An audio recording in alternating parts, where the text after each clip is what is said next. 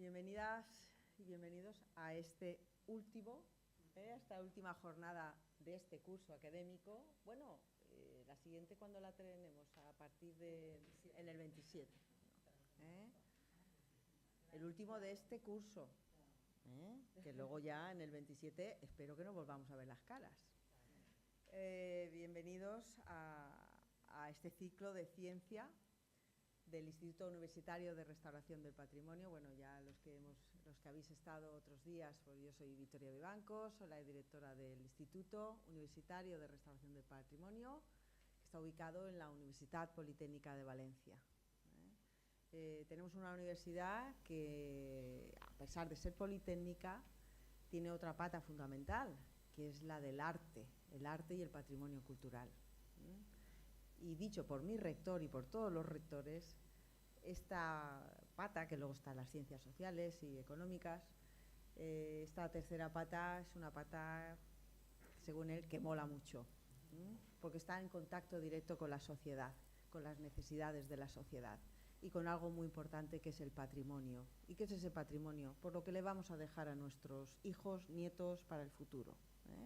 Puede ser un patrimonio inmobiliario, puede ser un patrimonio monetario, patrimonio de deudas, tal y como están las cosas, y puede ser un patrimonio cultural, que es el fruto directo de las personas que que vivieron antes que nosotros y que trabajaron y que lo forjaron para que nosotros lo podamos disfrutar. Bueno, en esta última sesión tenemos dos invitadas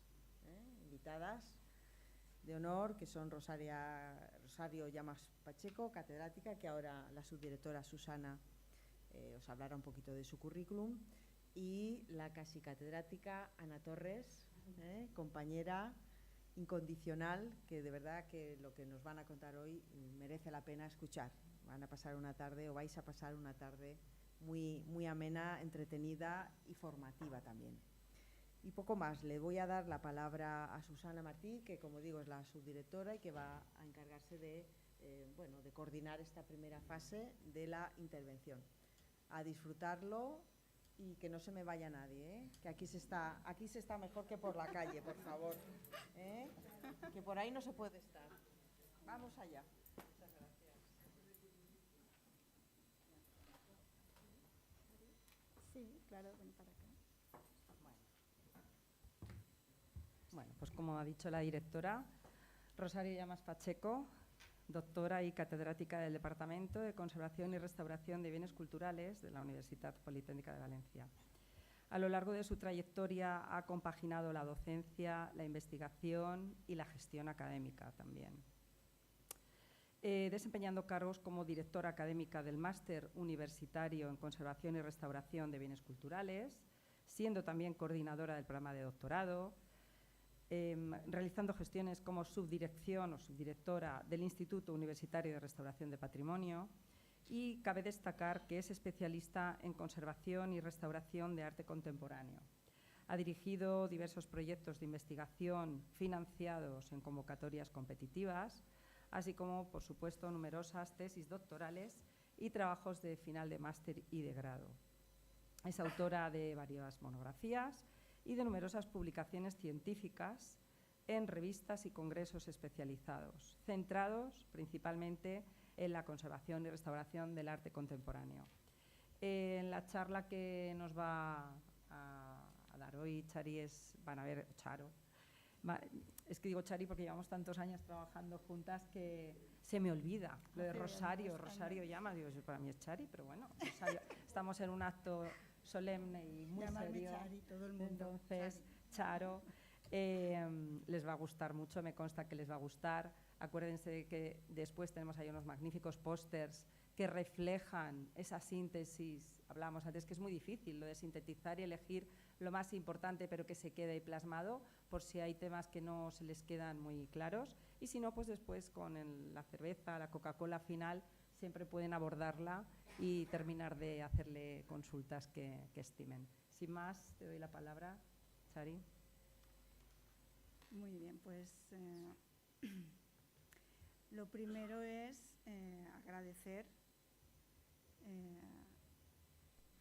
su asistencia a esta charla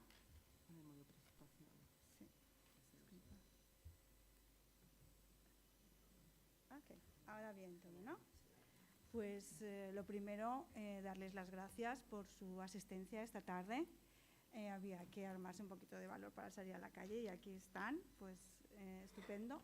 Espero que lo que les voy a contar les parezca interesante y que lo disfruten. Cuando me pidieron que participara en este ciclo de conferencias, pues yo pensé, más que en una charla demasiado técnica de conservación, de tratamiento, de cuestiones más de técnicas de intervención, pues en aportar a lo mejor una visión personal de cómo está siendo mi trabajo dentro del mundo de la conservación del arte contemporáneo, en este caso, desde los últimos años. Entonces, esta charla, y por lo general muchas de las cosas que hago últimamente, están imbuidas de esa visión personal de la profesión y de dónde estamos en este momento de nuestra carrera profesional. ¿Qué ocurre cuando obtenemos ya la cátedra universitaria? Pues en ese momento, hasta ese momento, todo es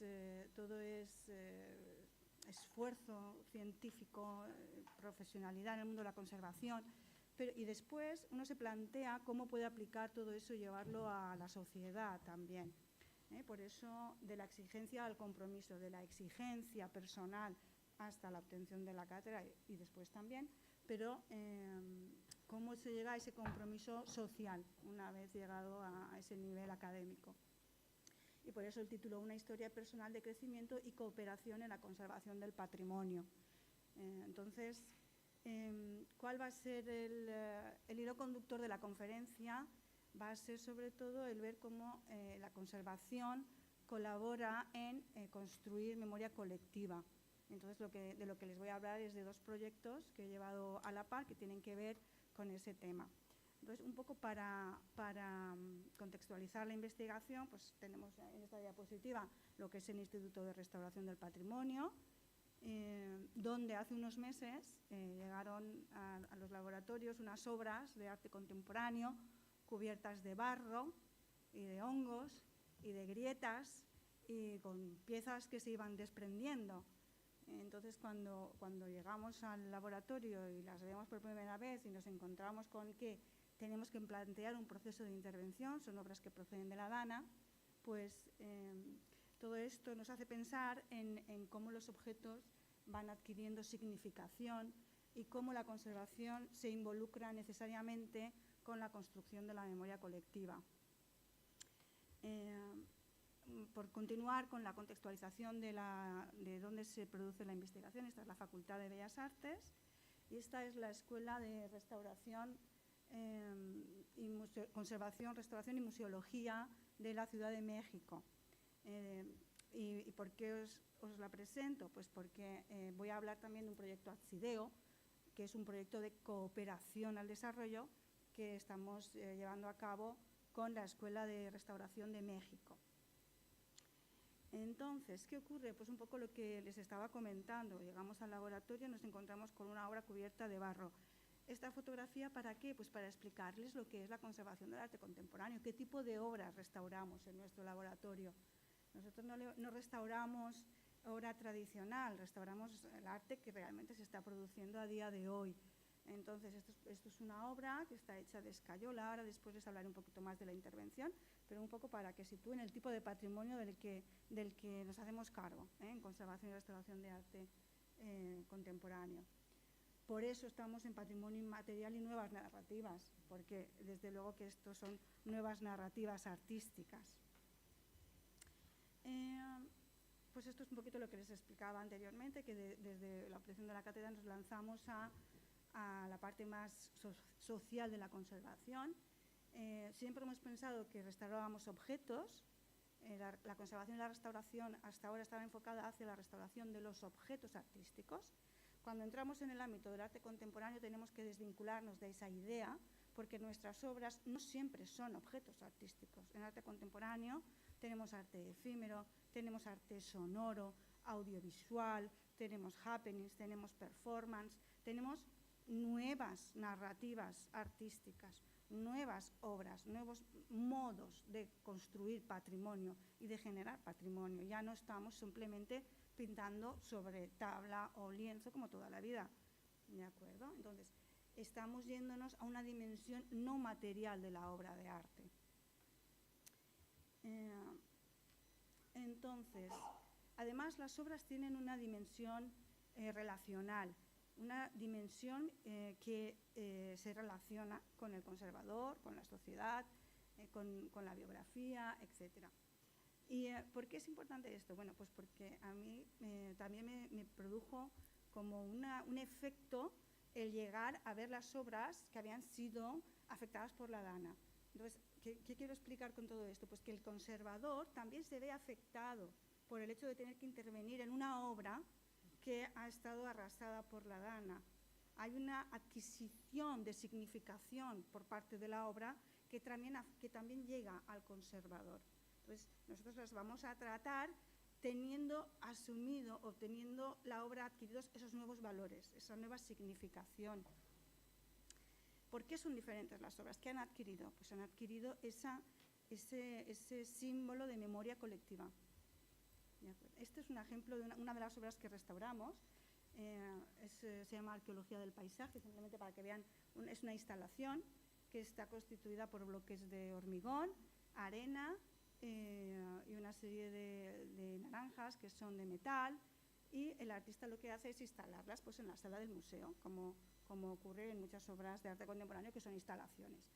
¿Qué ocurre cuando llega la Dana? Pues que todo se ve cubierto de agua, de barro y todo se ve afectado, ¿no? Entonces llega el momento de la restauración. Entonces, ¿qué quería explicar ahora? Pues que la conferencia va a tratar de dos actuaciones paralelas, que son la conservación de las 4 obras intervenidas que procedían de la Dana y la conservación y la intervención en el proyecto de Atsideo de México. Voy a ir muy rápida porque sé que no hay mucho tiempo, no voy a entrar en detalles técnicos, así voy a ir explicando un poquito más todo lo que tiene que ver con el nexo de unión entre estas dos actuaciones, que al final es la construcción de la memoria social en ambos casos. Muy bien, entonces, como les decía, son estas dos actuaciones, las obras de la Dana y las obras de Tepito. Ahí estamos en el barrio de Tepito, en unas pinturas murales que están muy afectadas. Y aquí lo que quiero señalar son las fechas, porque estuvimos en un proyecto Semilla de la Universidad Politécnica de Valencia, nos concedió un proyecto Semilla que sirve para ir a un lugar, hacer un proyecto un poco mayor para que te puedan dar dinero para cooperación al desarrollo. Entonces, el proyecto Semilla es 1 año y el proyecto Atsideo son 2. Bueno, el año pasado estuvimos con el Semilla analizando las pinturas y las necesidades. Y volvimos de México el 28 de octubre de 2024. El 28 de octubre aterrizábamos procedentes de México. Y habíamos estado viendo toda la parte de esas pinturas, que ahora les contaré, son unas pinturas que están muy dañadas, que generan identidad en el barrio, es un barrio muy conflictivo, etcétera, etcétera. Llegamos aquí y ocurre lo de la Dana. Entonces, toda esa parte de generación de memoria y de identidad colectiva a través de la conservación y la restauración es lo que une estos dos proyectos y es hacia donde yo quería llevar esta conferencia. Eso es para que vean las obras de Tepito. Son de un artista que se llama Daniel Manrique. No es un artista, es un artista muy activo en su momento culturalmente. Generó identidad en el barrio, generó asociacionismo, generó identidad de un barrio, en un barrio con muchísimas dificultades económicas. Entonces son unas pinturas que tienen muchos valores, mucha significación y mucha simbología para la gente del barrio, en ese momento, en ese construir identidad. Y estas son obras intervenidas en el laboratorio, recubiertas de barro. Esta, por ejemplo, tenemos las fotos iniciales. Esta es como la primera que hemos visto, pero es otra obra, de la misma técnica, de la misma artista. Entonces, en Valencia tenemos un desastre natural, patrimonio dañado, tenemos que restaurar la materia de la obra de arte y tenemos también la construcción de la memoria colectiva. Eso es lo que está ocurriendo, o lo que ha ocurrido con el tema del patrimonio dañado por la Dana. ¿Y en Tepito qué tenemos? En Tepito tenemos vulnerabilidad social, patrimonio identitario, también restauración de la materia y fortalecimiento comunitario, reconstrucción de la identidad. Al final la conclusión es la misma, la conservación genera cohesión social. La conservación genera cohesión social. Entonces ahora sí que voy a entrar un poquito por encima en la intervención de las obras que procedían de la Dana. Esta primera es la que les he puesto al principio para que vieran qué tipo de patrimonio intervenimos en conservación de arte contemporáneo. Esta obra se llama Lago Placenta, es de 2021 y de una artista que se llama Elena Aizkoa. Era una obra muy difícil de mover, muy pesada, hecha con escayola, trapos, pigmento muy suelto, no estaba bien aglutinado el color, con lo cual imagínense cuando viene la Dana todo se cubre de barro, todo se impregna, la limpieza muy complicada, etcétera, etcétera. Y esta obra es de la misma serie, de una serie parecida, con las mismas problemáticas y la vemos pues totalmente cubierta de barro, ¿no? Entonces, la obra tiene piezas más pequeñitas también, un poco lo que les he explicado, para que sepan, hay un coco, telas, en fin. ¿Y cuál era el estado de conservación? Pues el estado de conservación era muy inestable. Teníamos el barro que había penetrado a través de los tejidos, porque si son tejidos impregnados con escayola, que es algo muy poroso, el barro se deposita, impregna los tejidos, atraviesa las capas pictóricas, ya no se distingue muy bien lo que es pigmento de lo que es barro, porque no hay un aglutinante y luego una protección de la capa pictórica, en ningún caso, todo está como muy relacionado, lo que es la obra y lo que es el barro y la degradación. Entonces también hay partes que se desprenden, era un estado de conservación complejo.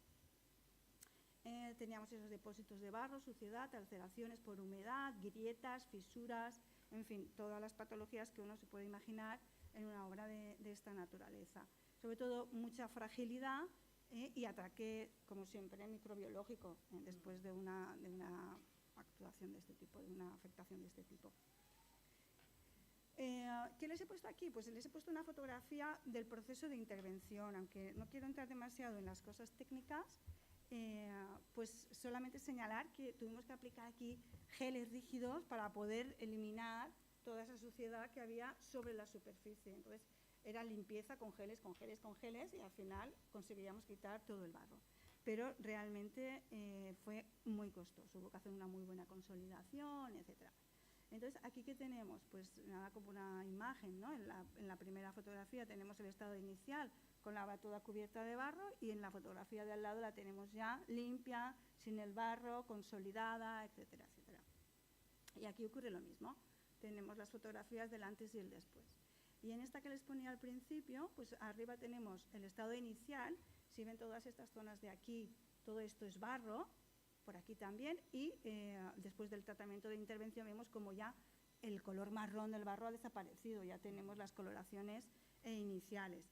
Y además de la limpieza se hizo también una importante consolidación. ¿Qué ocurre con la arqueología del paisaje? Esta obra es un poco diferente y tiene algo, y me gusta señalarla porque un poco refuerza lo que les estaba diciendo al principio, que las obras adquieren valores, adquieren simbología, las obras tienen una biografía. El plano biográfico de la obra va generando finalmente consistencia en la obra también. Entonces, ¿qué ocurrió en esta obra? Pues esta obra se llenó de barro, obviamente, y vemos el estado de conservación, pues todas llenas de acumulaciones, de grietas, y hubo que hacer una limpieza. Pero cuando se hace la limpieza, la obra habla sobre la naturaleza, el campo, la huerta, las naranjas, la vida del propio artista. Entonces, ¿qué ocurre? Que cuando el barro forma parte de la obra, viene como degradación, acaba quedándose, pero ya no como degradación, sino como un elemento que está acentuando la intención artística de la obra, el mensaje que el artista quería expresar. Y de hecho el artista nos dice hacer una limpieza, pero no la hagáis perfecta, hacer una limpieza de aquello que se está cayendo, de lo que puede generar conflicto o problemas en las exposiciones, pero dejar barro en la pieza, porque ese barro está generando significación. está ayudando a completar la significación de la obra. Entonces hicimos una limpieza importante, pero una limpieza que no pretendía que aquello quedara perfectamente nuevo. Entonces se hizo también una desinsectación y todo muy bien, pero la idea es esa, que la obra sigue construyéndose y que los eventos en la biografía también constituyen y generan consistencia en el plano conceptual de la obra. Entonces, pues un poco para que vean el antes y el después. No están limpias a la perfección. Sigue quedando barro, están estabilizados los bloques, pero sigue quedando ese barro. Y luego esta es otra obra que les voy a explicar muy brevemente, no les voy a explicar casi nada, pero bueno, es una obra que ya se parece más, bueno, es una obra bidimensional, pero tiene un elemento tridimensional. Entonces estamos en el plano de las instalaciones, no es una obra de Caballete sin más. Entonces, ¿qué ocurre? Pues los daños habituales de estas obras, un acrílico con una preparación industrial, muy degradada por haber estado inmersa en el agua. Eso genera un debilitamiento de los materiales que a simple vista parece que no lo es tanto, pero cuando uno empieza a trabajar con la pieza se da cuenta de que todo lo que son adherencias entre estratos están perjudicados y que de frente parece que la obra está bien, pero cuando empiezas a trabajarla te das cuenta de que es muy, muy inestable, porque realmente ha estado sumergida en el agua pues a lo mejor 60 o 70 centímetros. Esa franja, eso no se va a comportar ya como lo hacía inicialmente. Entonces, barro, grietas, etcétera, etcétera.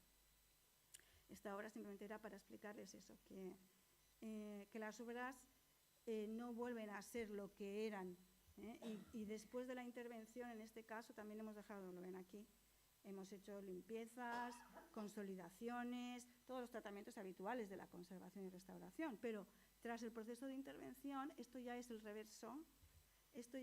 reverso limpio, y el reverso limpio no puede quedar perfecto como si allí no hubiera pasado nada, porque por allí ha pasado una dana con barro tintando las fibras del soporte. Entonces uno lo puede limpiar y lo puede desinsectar y puede dejarlo muy bien consolidado y puede estabilizar el objeto, pero por allí ha pasado una dana. Entonces esta franja que ha estado sumergida se queda manchada y se queda, que es lo peor, más debilitada estructuralmente, aunque no lo parezca, porque parece que está todo bien. Si lo vemos aquí delante parece que está todo bien, pero ahí hace falta mucha consolidación y mucho esfuerzo.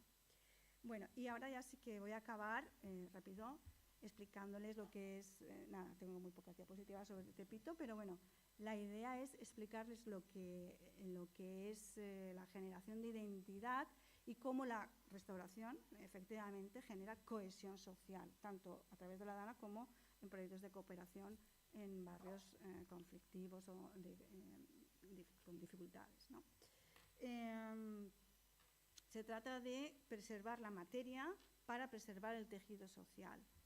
Entonces, esto es que hay que verlo y hay que entender la situación. Son unos bloques dentro de Tepito. Tepito es un barrio en el que cualquier persona no puede entrar libremente, porque puede tener problemas. Entonces, nosotros vamos a través de la Escuela de Restauración con la profesora de allí, que es conocida por los habitantes del barrio, y vamos todos y nos dejan entrar los habitantes, pero no nos podríamos aventurar a ir allí a hacer una fotografía o cualquier cosa.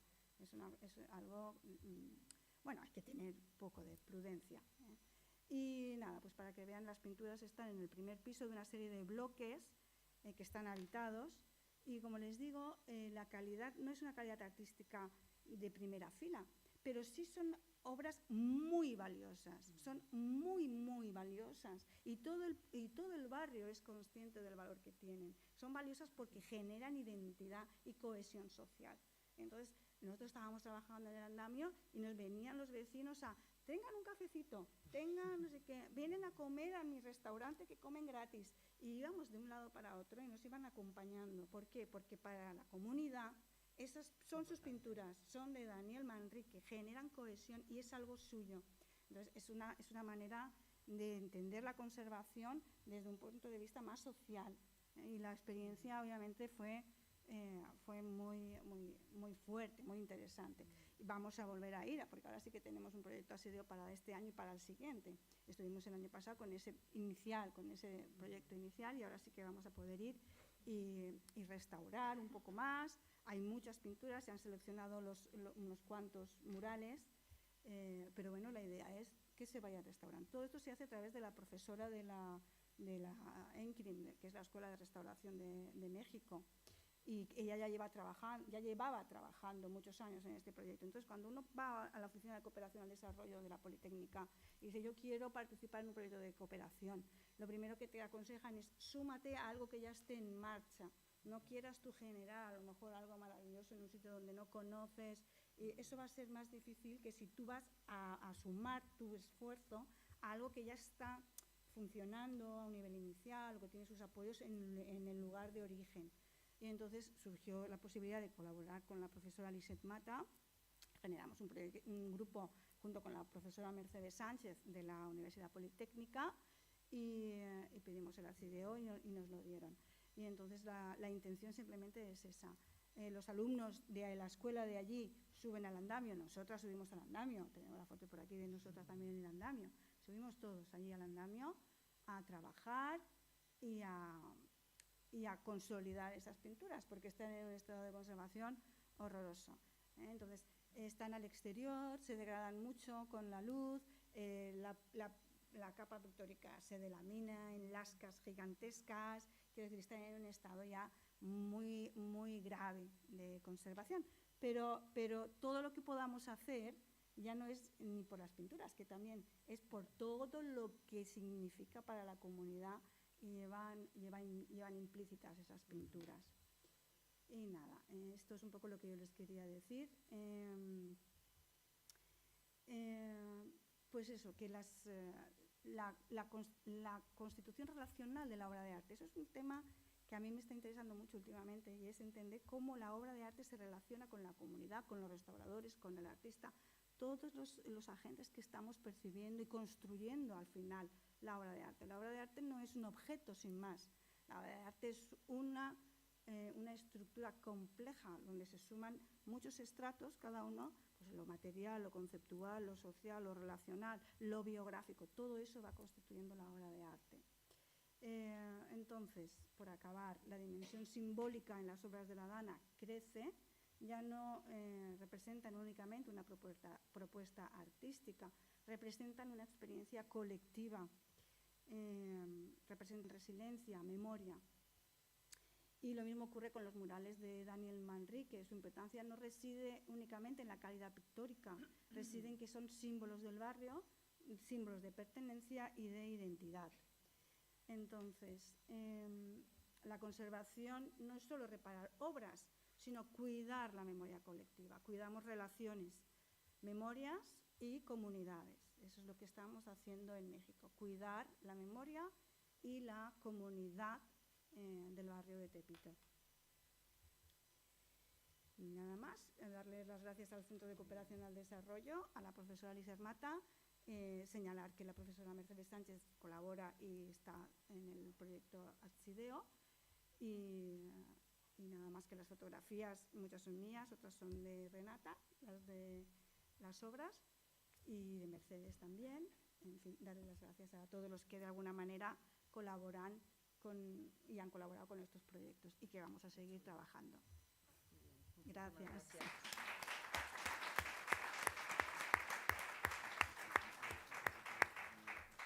Pues qué proyecto más chulo, Sari. Había oído algo, pero no lo había visto, y la verdad es que es súper interesante lo que has comentado. No me quiero enrollar ahora nada más para poder dar paso a la siguiente ponente, y ahora debatiremos ideas.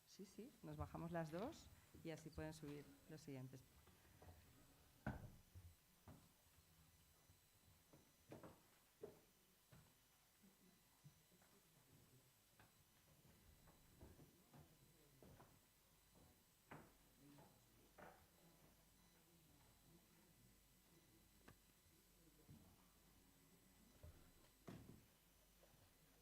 ¿Esto no se sube más?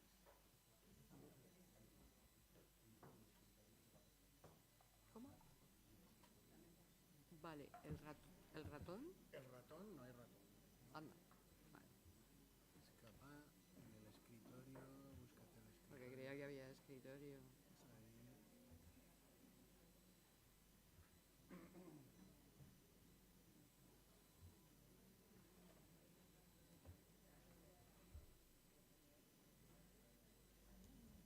Muy bien, pues vamos a seguir con esta ciencia que restaura nuestro pasado y vamos a presentar a la siguiente ponente, que sustituye a Juan, que estaba en principio, pero como tiene que atender a los alumnos que quieren acceder a la universidad y hoy son las pruebas de acceso a la universidad, pues no podía asistir. Bien, vamos a presentar a Ana, pero más que presentar a Ana, quiero presentar al grupo del color, porque ahí están todos, claro, evidentemente hablar del color en la arquitectura patrimonial no es un aspecto secundario, ni decorativo o meramente perceptivo, sino que el color forma parte de esa materialidad del edificio, de su historia constructiva, de su relación con la ciudad y con el paisaje y también de la memoria colectiva que una comunidad construye en torno a sus monumentos. Y lo acabamos de ver con los murales que estaban pintando la comunidad anteriormente. Gracias al grupo del color, la arquitectura histórica ha sido interpretada desde una mirada que nos recuerda que el color también es un documento, que es huella de técnicas, de oficios, de gustos, de economías materiales, de transformaciones urbanas y de decisiones culturales acumuladas en el tiempo. Y para ello pues tenemos uno de los mejores grupos referentes a nivel nacional, internacional también, que trata sobre este tema.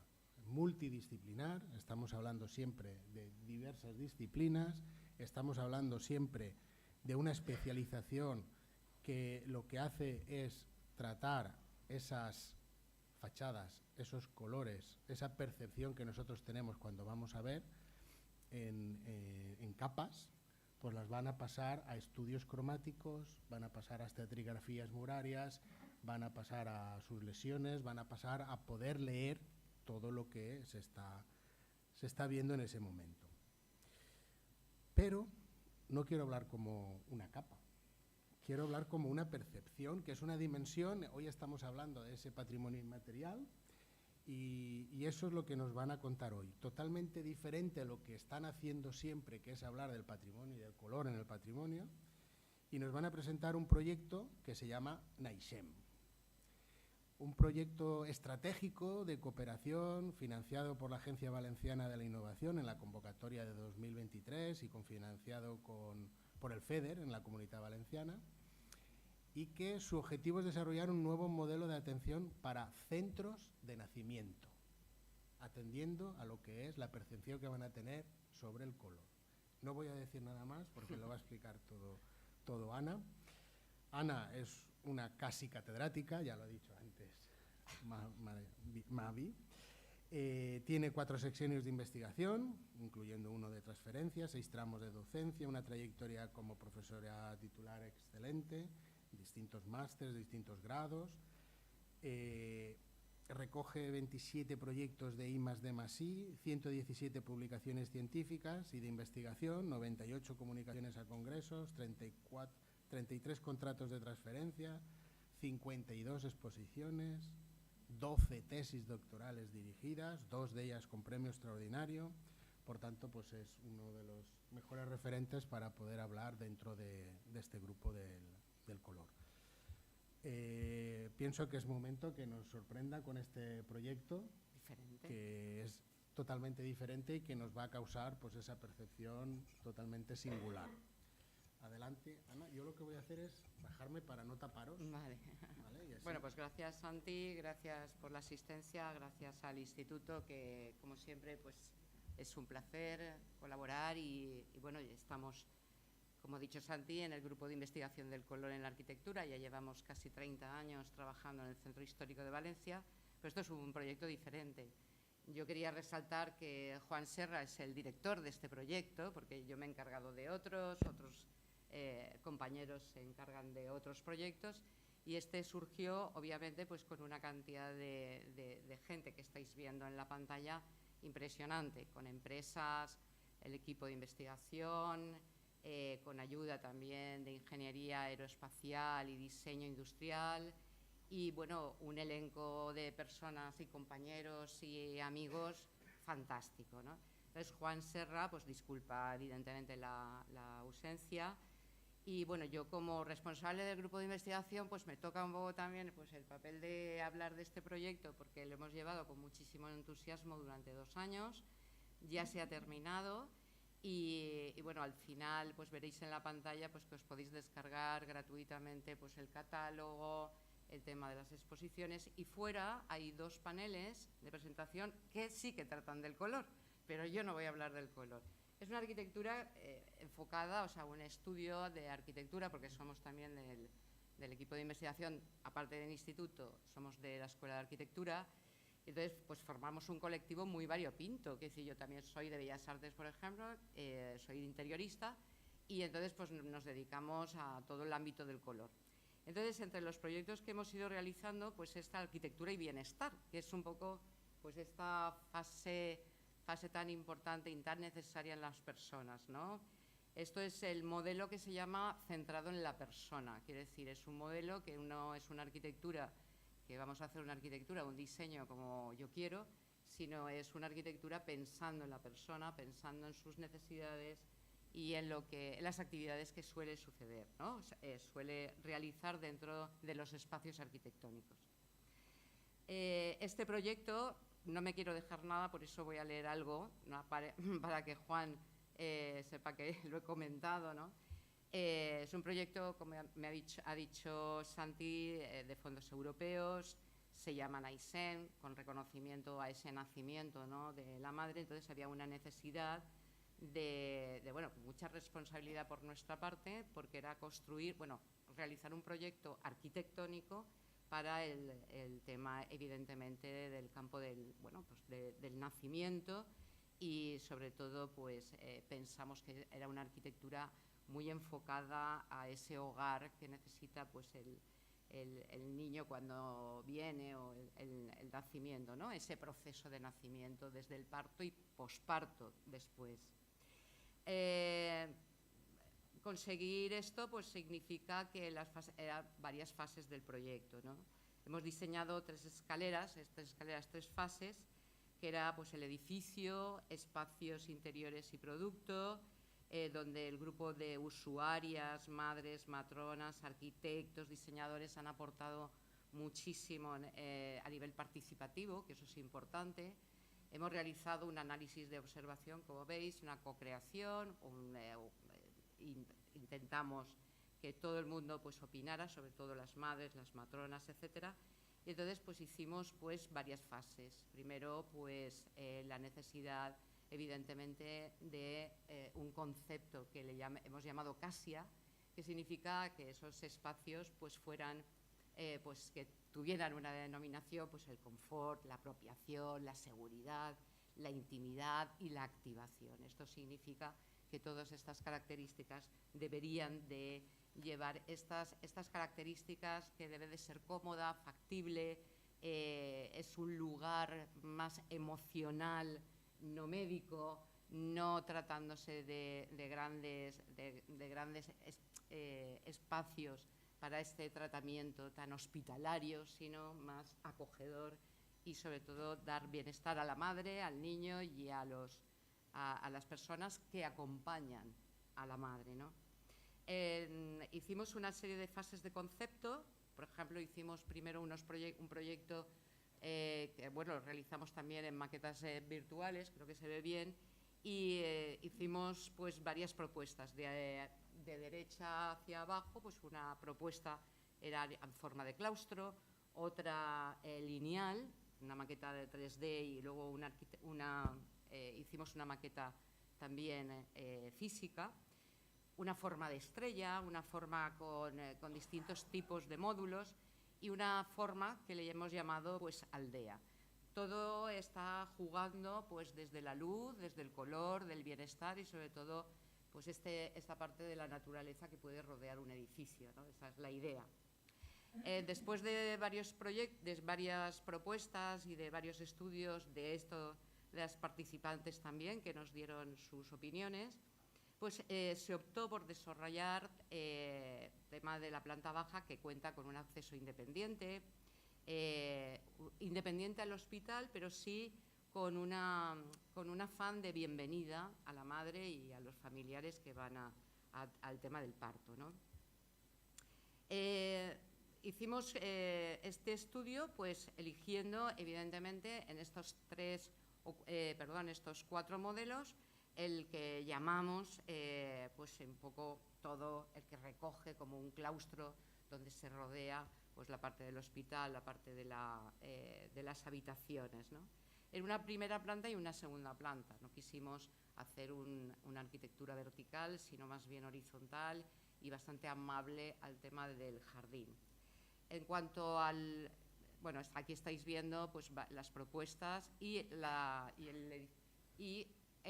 maqueta definitiva que está expuesto, si alguien quiere ir a visitarlo, a Nules, a la ciudad de Nules, que es en Castellón, donde está expuesta no solamente la maqueta, sino todo el proceso, ¿no? Hicimos la maqueta gracias a otros compañeros como son Carlos Gómez y Eva Álvarez.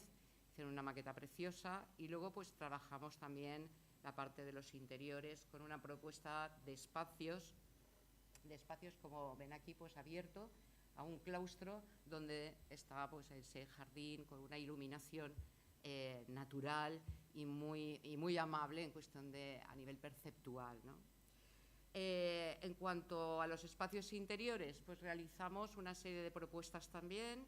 El equipo también formado por Javier Cortina, por Juan, evidentemente, que era el director, Juan María José Mas y yo también participamos en la parte del estudio de los interiores. Fuera tenéis también, podéis ver pues, todo el estudio cromático para ver cómo es, ¿no? Cómo hicieron también una propuesta las propias madres y matronas, etcétera, eligiendo hasta las texturas de las cortinas, de las telas, de todo lo que es el conjunto interior. Escuchado evidentemente pues, la opinión de todas las usuarias y de todo el público que nos acompañaba y con expertos, etcétera, pues bueno, pues encontramos que el diseño final contaba con una entrada de apoyo para preservar las vistas desde un pasillo exterior, una zona muy dinámica, que lo veis aquí en este render, en este 3D virtual, una zona de descanso, varios espacios muy abiertos, entre unos 30 y 45 metros cuadrados. Esto es lo ideal, ¿eh? Es decir, que luego será lo que será. Quiero decir, por si acaso tenéis alguna duda, esto sería lo ideal, en un espacio para el parto y que esté todo bien, pero el apoyo de todos los usuarios pues nos convencieron de que tenía que ser un espacio pues muy atractivo, ¿no? Y desde luego un espacio donde juega pues la bañera, donde hay un espacio de la cama doble para el acompañante, para todo el tema familiar, y hay como varios espacios, ¿no? Está la cuna también vinculada a la cama familiar, hay una zona de sofá para el descanso y una silla de lactancia que es bastante habitual. Por último, en lo que se refiere a la escala del producto, por así decir, el equipo también de compañeras de Ingeniería del Diseño, Marina Puyuelo, que las quiero nombrar, y Mónica Val, pues desarrollaron el prototipo de bañera para el parto, combinando distintas técnicas gráficas, simulaciones en contexto, modelos virtuales y un análisis bastante profundo en ello, que las necesidades técnicas y funcionales, emocionales también en este estudio, la escala, el ajuste de la ergonómica, técnicamente y ajustado a todos los agentes y a las necesidades de la madre en el momento del parto, ¿no? Todas estas fases pues, se recogió por medio de estudios y de encuestas para saber y de pruebas en las empresas. Y bueno, y definitivamente pues, la bañera diseñada la hemos denominado New Life, la nueva vida, que es muy bonita y aparte de todo es bastante cómoda según lo que han probado las propias madres embarazadas que van a intentar pues, tener el parto bajo el agua, ¿no? En el caso de que quieran tener un parto natural o en el agua o sin el agua, así de claro. Bueno, pues estas propuestas que veis aquí, pues bueno, fueron muy interesantes, fueron opciones y fueron ya, pues definitiva, la que estáis viendo aquí en esta pantalla, en la superficie del soporte, la posición de la madre, la entrada y salida del agua de la madre, del acompañante, etcétera, etcétera. En definitiva, es un espacio que proporciona, constituye una forma orgánica, que es el tema de la bañera, junto con los espacios interiores y la arquitectura que estamos haciendo para el bienestar. Eso influye realmente lo que estamos intentando crear, ¿no? Ojalá fuera otro paso más en los estudios y se realizara. Es un poco ideal, pero yo creo que sí que irá adelante porque hay mucha gente implicada. Aquí tenéis el pabellón que hemos realizado, es un prototipo de espacios interiores, es un pabellón real, se puede visitar, se puede ver la bañera, se puede ver cada uno de los espacios y de los ámbitos que hay. Por último, también queremos, tenéis en la pantalla un QR, si queréis descargaros pues todo el catálogo donde está todo el proceso de estos 2 años fantásticamente, ya está publicado, y luego también obviamente pues toda la guía de arquitectura y diseño que va a ir a Consellería, a las empresas y a la Universidad Politécnica.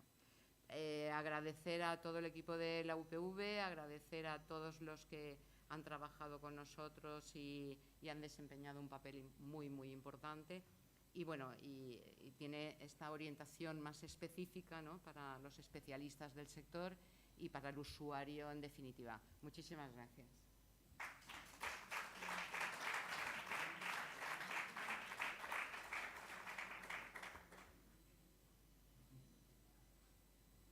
¿Me quedo? ¿Me quedo?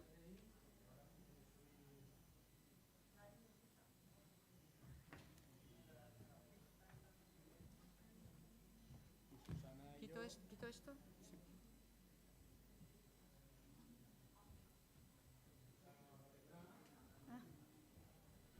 Bueno, justo 15 minutos, ¿no? Sí, perfecto.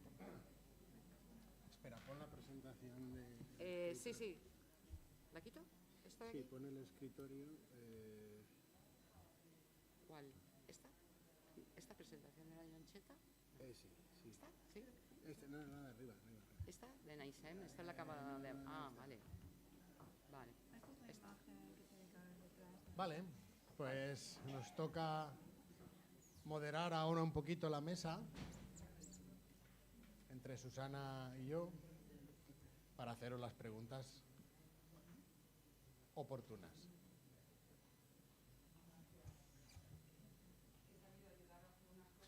Sí, sí. Vale. Bueno, francamente excepcionales los 2 ejemplos, sorprendentes, singulares, nos han trasladado a otras tesituras del patrimonio. Queríamos que fueran ese punto de vista más inmaterial para poder acabar este ciclo. Y la primera pregunta que os podría hacer yo es ese patrimonio que está en continua evolución, ¿qué otros ejemplos conocéis similares a los que habéis presentado hoy y que os han podido servir de esa inspiración o tenerlos en cuenta a la hora de poder tener alguna cosa en consideración con el proyecto? La pregunta es... ¿Qué otros ejemplos? Me he perdido, perdón. ¿Qué otros ejemplos os habéis fijado, os habéis tenido como referencia, os han servido para nutriros en esa reflexión? Como ha sido una exposición súper corta, claro, en 2 años del proyecto pues hemos tenido muchas fases. La primera fase, obviamente, lo ha dicho la compañera, la documentación. Hemos tenido que estudiar mucha documentación, muchos modelos, no solamente a nivel nacional, sino a nivel internacional, que es lo que estaba pasando pues, en el caso del bienestar y, sobre todo, pues, espacios, no solamente para el parto, sino de otro tipo de edificios o de construcciones más o menos adaptadas a este tema, que no sea tan hospitalario, sino que sea más humano. Entonces, obviamente nos hemos fijado, por ejemplo, en Dinamarca, en Países Bajos, en Alemania, en Holanda, etcétera. O sea, los países nórdicos, sobre todo, llevan muchísimo más adelantado en este tema de la madre, de todo el proceso del parto. Y obviamente el tema de patrimonio. Es patrimonio porque en muchos lugares lo que se ha hecho y que hemos tenido también referencia es, si no puedes construir algo nuevo, intenta que esos espacios vacíos, antiguos, de otras épocas, se fortalezcan, se restauren, se reconstruyan para tener un contenido importante, no solamente con esto, a lo mejor para hacer un museo. Entonces las referencias son muy necesarias, tanto supongo que para la compañera como para nosotros, y en todos los estudios se realiza una documentación, nosotros le llamamos estudios previos, porque sin estudiar anteriormente otros ejemplos no podemos generar una transformación o una evolución de ese tipo de proyectos.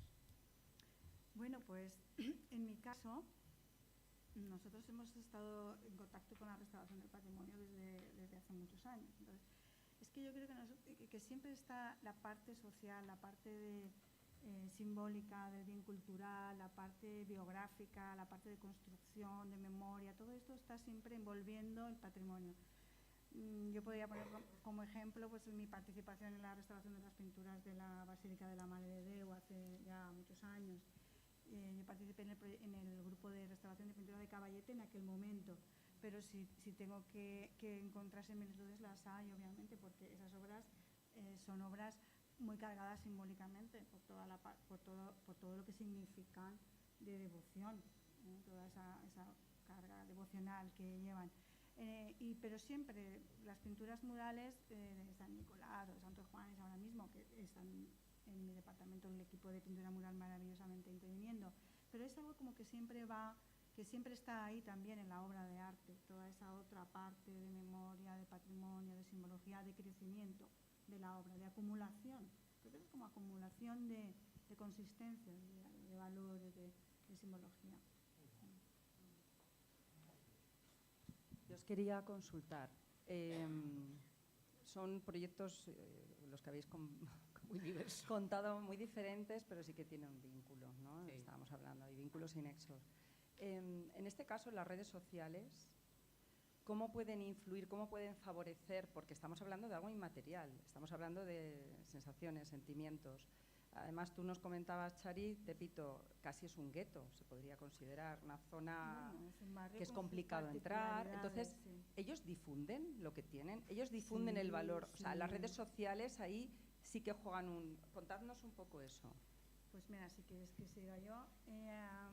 En Facebook hay un colectivo que se llama Tepito Arte Acá, que fundó el propio Daniel Manrique en el barrio, porque no he podido contar demasiado en el tiempo que tenía, pero Daniel Manrique lo que genera es como una asociación cultural.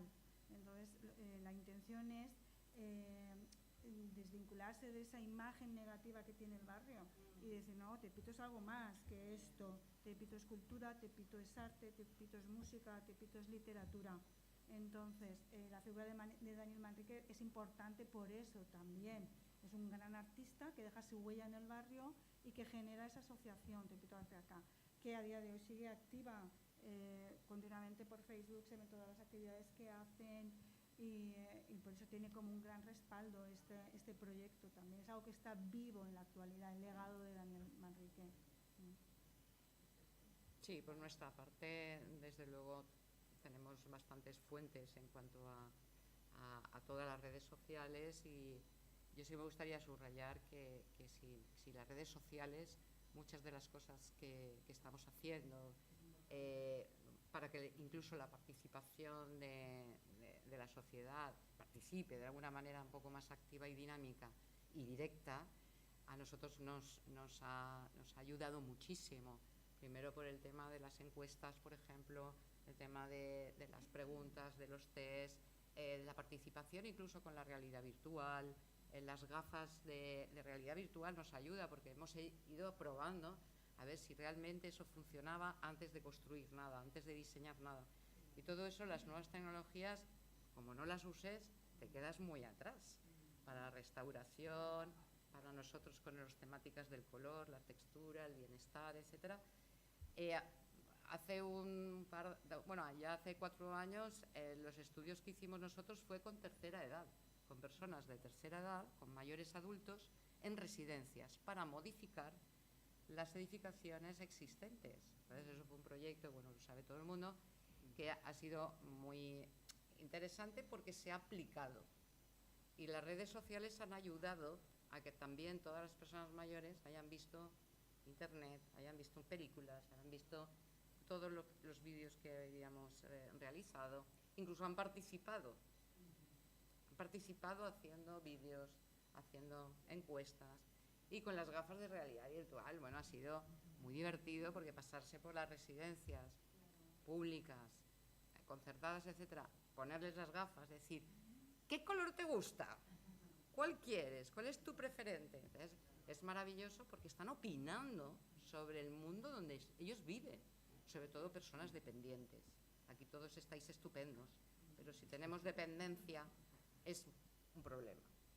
Y la restauración, la arquitectura, todo lo que estamos hablando de redes sociales es una forma de acercar el mundo de la realidad a las personas que tampoco pueden estar pues aquí en este foro, ¿no? Por ejemplo. ¿Cuál es el color que tenía más éxito y el que menos?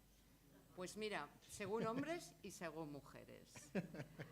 A las residencias participó muchísima gente, participaron más de 1000 personas en la Comunidad Valenciana, 27 residencias públicas, 4 concertadas o 5, y de esta cantidad de gente siempre hicimos encuestas mixtas, obviamente, por género, y entonces los hombres siempre tenían dificultad visual, ¿vale? Hay que decirlo todo, que son más propensos a los... ¿qué? Porque no tiene la mujer al lado. No, primero porque es una fase de la óptica, sobre todo, que parece que no, pero hay más daltónicos, es verdad, es ciencia pura y ciencia pura.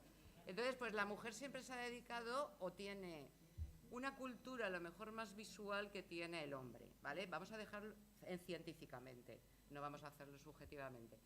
¿Cuál funcionó? Pues sorpresivamente, los colores rojos, los colores naranjas, los querían para sus habitaciones. Los colores más violáceos, verdes, poco todo esto para las salas, a lo mejor para los pasillos. Y pintamos una residencia. O sea, no nos conformamos solamente, sino restauramos una residencia con los colores que ellos querían. Eso fue muy, aparte de divertido, fue una experiencia maravillosa, porque la residencia estaba fatal, entonces la cambiamos de arriba abajo, pero con las composiciones cromáticas que ellos querían.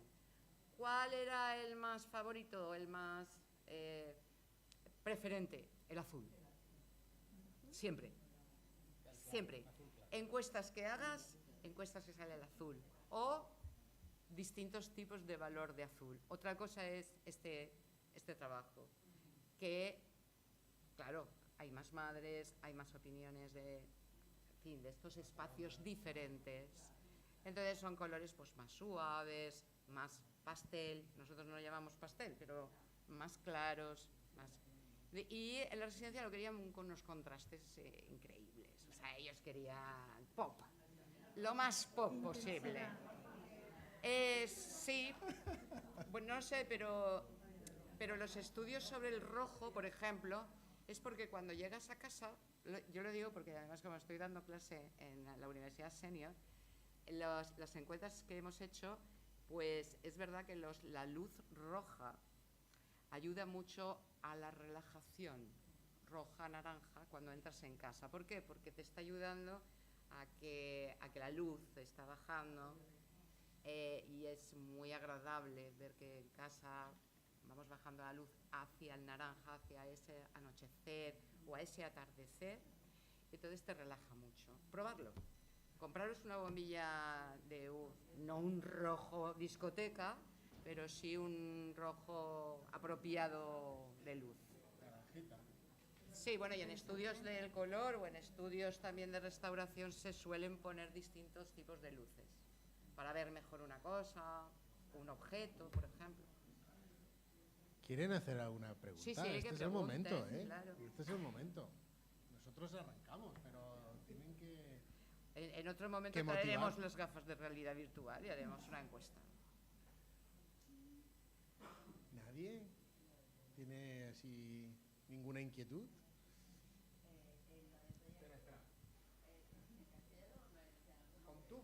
Da igual. Yo hablo fatal el valenciano, con perdón, pero... No, que la pregunta era vamos, sobre lo entiendo. el tema que havies parlat de la Puedes sala... hablar en valenciano, ¿eh? Ah, si vale, pues quieres. me da igual. Sí, sí, sí. El tema que has parlat abans de la sala de parcs i tal, Sí. és un projecte que sols consta com a projecte o realment ho heu realitzat Lo en van a algun hacer. lloc Sí, lo quieren hacer. i no està encara fet? És a dir, No. què seria? Com un apèndice dins d'un hospital, però diguem, No, dentro de un hospital independentment, no. Es un edificio nuevo. seria un edifici Una que arquitectura abarcaria nueva. exclusivament... Exclusivamente para el Val. nacimiento. No hi hauria previsió de que si en un moment determinat en el Parc de l'Àvia, que pot ocórrer, haguera alguna diguem, perquè és molt relatiu als parcs, haguera alguna incidència, no tindríeu dins del projecte ninguna idea per a que hi haguera un suport si haguera alguna Sí. incidència. La guía que os he enseñado al final, esa guía ayuda mucho a que si en tu hospital hay espacios para el parto, lógicamente en todos los hospitales, ya están haciendo unas adaptaciones a distintas salas, ¿eh? Eso lo hemos corroborado y hace poco salió en la prensa que creo que en un hospital, también en Castellón, han hecho ya una remodelación de ese espacio para el parto, ¿vale? Entonces, esa guía que hemos hecho, aunque esto sea un proyecto futuro, pero que seguramente se hará cuando hayan fondos, etcétera, etcétera, sí que sirve para ayudar a que si tú quieres en tu hospital, en tu lugar, que haya para nacimientos, obviamente, pues puedes tener una guía de ergonomía, de iluminación, de color, de texturas, de accesibilidad, que es muy importante, cómo acceder, zonas de descanso, zonas, etcétera. Sí, sí. És que jo el que coneixia era el lloc este que sí que existia en la zona d'Alacant, a l'interior, que hi havia un lloc que se feia al Parc de Nàuia, però... No, el Perenguís. Sí, el problema és que allí estava molt aïllat d'hospitals immediats per si se presentava una Aquello, incidència. bueno, Era lo mi único que cuñada ha parido conocía. 3 veces allí, o sea, bajo el agua además. Pero claro, era una montaña. Es que No ahí- tenía suficientes medios para asistencia. Si pasaba algo, ojo, baja, sube la montaña, ¿vale? De hecho, muchas madres tuvieron que ir al hospital de Denia porque no llegaban. Entonces, pues mucha agua y muy bonito todo, pero a la hora de... Yo quiero rápidamente que el niño salga bien o la niña y claro. Entonces, esto sirve para tener una concienciación también de que si hay algún problema en el momento de ese parto, tengas al lado, pues, un quirófano, evidentemente todas las cosas técnicas, tecnológicas que hace que eso no padezca o sufra la mujer, ni el niño, ni nadie. Pero bueno, sí, y es una guía para eso. Si se hiciera, es lo ideal, ya veremos, pero si no se hace, tienen la guía para adaptar espacios en todos los lugares que se pueda.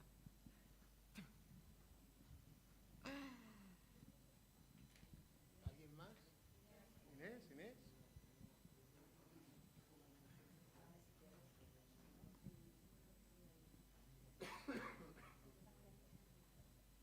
Bueno, enhorabuena a las dos, ha sido súper interesante, pero le voy a preguntar a Chari, ¿no? Rosario. Rosario. Primero sobre cuando restaurasteis la escultura de la Dana, o sea, hasta de las dos, ¿hasta qué punto llegáis a decir, vale, ya paramos ya porque a lo mejor... No, eso... no he entrado demasiado en las cuestiones técnicas de la intervención, pero cada pieza tiene unas características técnicas y tiene unas patologías y nosotros lo que hacemos es estudiar cómo podemos restaurar sin llegar nunca a alterar la pieza original. Estas piezas son difíciles, pero si tú te has dado cuenta, lo que estábamos haciendo era poner geles en la superficie, de manera que la suciedad se iba disolviendo y el propio gel la absorbía. Son cuestiones así como más técnicas, pero al final el límite está en nunca llevarte el color de la pieza. Vale.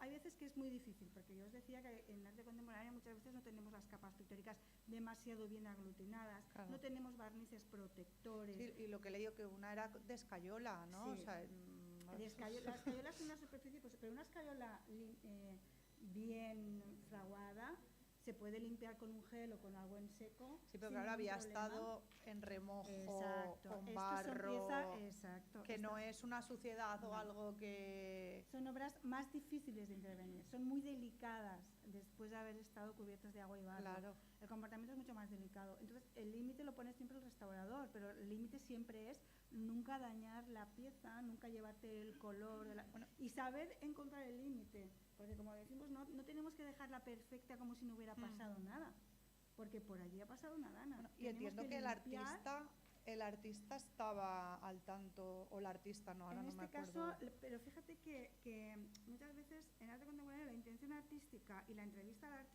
al artista son fundamentales. Uno tiene que entender en qué consiste la obra. Yo tengo que entender cómo el artista utiliza los materiales y qué significan, tanto los materiales por separado como la técnica en conjunto.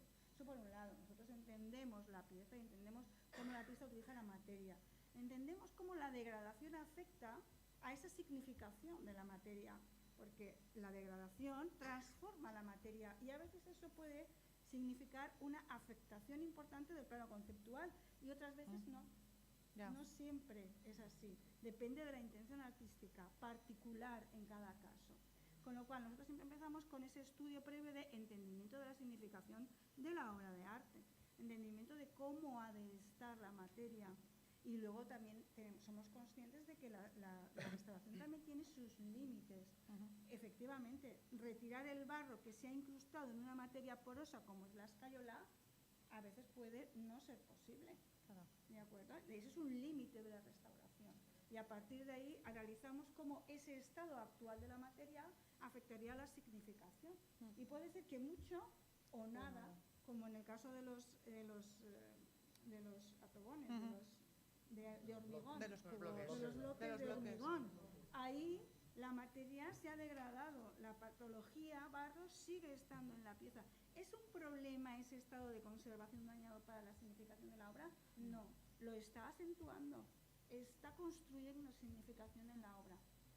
Entonces, siempre en cada caso, primero este entendimiento de en qué consiste la obra y cómo la materia se relaciona con el concepto, el estudio de cómo la degradación ha afectado a la materia y por ende a la significación, y después entender los límites de la restauración y el nuevo estatus, el nuevo estatuto ontológico de la obra de arte tras la degradación.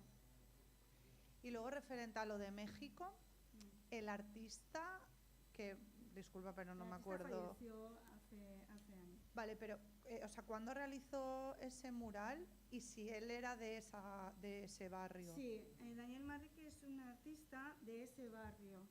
Entonces, lo que hace es, como decía antes, fomentar y desarrollar todo lo que fuera actividad cultural en ese barrio para un poco no desvincularse de esa imagen de degradación o de violencia o de lo que sea.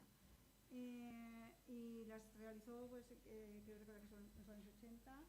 ¿Y qué ocurre? Pues que al estar a la intemperie, los colores se degradan muchísimo, pierden intensidad. Hay patologías que son irreversibles. La falta de intensidad de las pinturas, eso es algo que no se va a poder recuperar. Pero sí se pueden limpiar, sí se pueden consolidar, se pueden fijar y mantener el objeto más como algo simbólico para el barrio, aunque esté en mal estado. Entonces, la lucha por rescatar esas pinturas es precisamente todo el valor simbólico que conllevan. Por las imágenes que has visto, veo que tienen mucho respeto porque no se apreciaba un vandalismo. No. De hecho, ¿sabes? los propios habitantes del barrio las conocen, las respetan, las valoran y las cuidan. Y entonces todo el mundo estaba Eso es muy maravilloso, contento de sí. que hubiéramos venido desde la Universidad Politécnica a restaurar sus pinturas. Y eso era una sensación como muy agradable para el equipo de trabajo también. Que habla de la significación y de los valores que tienen esas pinturas, que no son meramente artísticos, Claro. porque luego no son pinturas, estas en concreto, porque luego Daniel Manrique tiene otras muy buenas, sorprendentemente. Quiero decir que sí que tiene variedad, pero esas no es que sean las mejores de las Ya, pero Pero tiene un no trasfondo importa. que es diferente. Exacto. No importa que no sean las mejores Claro. pinturas de Daniel Manrique. Están los oficios representados del barrio, la gente bailando en fiestas, los zapateros. Entonces todo eso es la cultura de ese zona. barrio, de esas gentes. Sí, exacto. Entonces para ellos es muy importante conservar. Muy bien. Siguiendo un poco al hilo de lo que estaban comentando, en el caso de conservación de pintura tradicional, creo que lo comentamos cuando estuvimos hablando de obras afectadas por Dana, ese diálogo en arte contemporáneo, pero ejecutado desde el punto de vista tradicional, que es lo que sí que hacemos nosotras, sí que cuando hemos intervenido obras donde el artista tiene que decir y puede decir, restando la problemática conservativa que tenga para el futuro la obra, es decir, controlando eso, una vez que está estabilizada, sí que hemos dialogado con la artista y le hemos preguntado, ¿esto así se podría quedar? ¿Quieres quitar el testigo de la impronta del barro? En la medida de lo posible, el 100% ya sabemos todos que no se puede quitar porque es material poroso, también una pintura sobre lienzo, que es con lo que yo trabajo habitualmente. Y entonces te encuentras con de todo, ¿no? Hay artistas que te dicen, quítalo. No quiero tener ningún atisbo de memoria de lo que ha ocurrido ahí. Mira, que es que si lo quitamos, eso forma parte también de la vida material de la pieza. Lo quitamos, sí, se te va a quedar ahí un testigo muy sutil, pero me lo pienso. Entonces al día siguiente te llama y te dice, vale, pues déjame una parte. Donde está mi nombre al lado, déjame ahí una parte. Porque ellos también reflexionan y también tienen que decir. Entonces sí que es verdad que en algunos casos es distinto completamente a lo que estás comentando, son aspectos totalmente diferentes, pero en algunos casos, ya digo, no es dejar la parte del barro que pueda dañar o pueda hacer incluso un estrapo, un arranque del color, pero una vez que ya está eso solucionado, sí que hablamos con los artistas, pero ya digo, desde el punto de vista de arte tradicional. Eso sí que ese diálogo sí que lo mantenemos. Una última pregunta.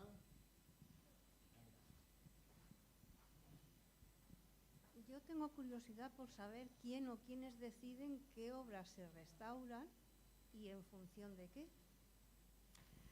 Pues esa es una pregunta estupendísima y no es difícil de contestar a este caso en concreto. La profesora Lisette Mata, que es la persona que ya estaba trabajando en todo esto, tiene un estudio ya del estado de conservación de todas las pinturas. Y entonces, ¿por dónde está? Ella lo decide en función de la gravedad del mural. Está empezando por los que están más graves. Entonces, los murales que tienen más necesidad para evitar que se pierda nada son los primeros que se están interviniendo. Eso para ir al caso concreto de estas pinturas. Si nos vamos a un ámbito un poco más amplio, la respuesta es muy interesante también, ¿no? ¿Por qué se restauran unas obras antes que otras? Pues muchas veces es también por los valores, todo el mundo que estamos en la restauración esto lo tenemos muy claro, por los valores que atesoran, valores de todo tipo. A veces una mala pintura artísticamente, una pintura que no es demasiado buena, tiene un gran valor sentimental y acaba siendo restaurada antes que otra que puede tener un mayor valor artístico, ¿verdad? Entonces, ¿qué ocurre? Que las obras, cada obra tiene sus valores que ha ido adquiriendo, estéticos, yo qué sé, de la comunidad, cultural, etcétera, etcétera. ¿Qué es lo que hace que una se restaure antes que otra? A nivel general, ya saliendo de Tepito, pues que los valores que atesore pues haga que esa obra vaya por delante de otra. Y no necesariamente es el valor estético en ocasiones, depende de cuán importante es en ese momento para un determinado sujeto que quiere afrontar la restauración. Un poco, sobre eso también hay que pensar. Muy bien. Pienso que podríamos dejar aquí el debate, un debate interesante de patrimonio inmaterial, de nuevas narrativas, y que la universidad tiene mucho que decir. Ya habéis visto cómo se mete la tecnología, cómo hacen todo lo posible para poder investigar, averiguar, documentar cuál sería esa sensación la más factible, y también con todo el proceso de restauración, con todas las técnicas que hay. Ha venido... Sí. Vengo a echar la persiana. Ya sé que no nos apetece nada salir ahí fuera con la temperatura que hay, pero hay que armarse de valor. Antes de que salgamos, ahí como siempre tenemos un pequeño ágape para que compartamos y para que si tenéis alguna cuestión que os ha dado corte o vergüenza comentar ahora, pues nos la hacéis ahí fuera. Y bueno, ya para finalizando, lo primero quisiera dar las gracias a la Fundación Mediterráneo, porque un año más o un curso más nos ha permitido disfrutar de este espacio, que es un espacio magnífico. Nosotros en la universidad, pues ya conocéis, estamos allá en el campus de Vera, y acceder a un espacio dentro de la ciudad pues nos es muy difícil. Y la amabilidad que está teniendo durante todos estos años de cedernos este espacio tan preciosísimo, tan versátil, y de verdad que funciona fenomenal, y para cualquier cosa que le pedimos nos lo dejan. Cualquier día de esto nos tiran, porque la colaboración, o por lo menos, va creciendo año tras año. La Fundación Mediterráneo, tengo que darle las gracias a todas las compañeras y compañeros que han intervenido en estas jornadas. La verdad es que yo como directora estoy orgullosísima de todas y de todos ellos. Es un orgullo estar al frente de un instituto de investigación que tiene unas personas tan valiosas. Tendríamos que salir más a la sociedad para contar lo que estamos haciendo. Lo que pasa es que cuando uno está o trabajando o contando, y nosotros somos de los que trabajamos, y salimos a contar de vez en cuando, pero también hay que salir más. Y también quiero darle las gracias a mi equipo, a mi equipo, que tengo un equipo maravilloso, mis subdirectoras, mis subdirectores, el secretario del instituto. Rosario, ¿dónde andas? ¿Te has escondido ahí? No te escondas. La técnica, las becarias que hemos tenido, muchísimas gracias, porque aquí todos hacemos de todo, que como queremos que esto funcione, lo que haga falta. Y la verdad es que me siento muy respaldada por todo mi equipo, que hace que todo funcione. Esto es así. Y nada más. Espero contar con vuestra presencia a partir de marzo. El próximo curso en enero. A partir de...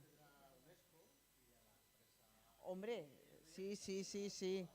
Aquí tenemos a Inés, que hoy nos acompaña. Perdón, que me he perdido por el camino. Y la tengo aquí, la confianza da asco.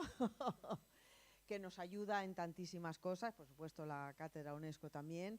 Que yo me sabe mal, cada vez que la veo le ponemos algún atraco y siempre nos responde.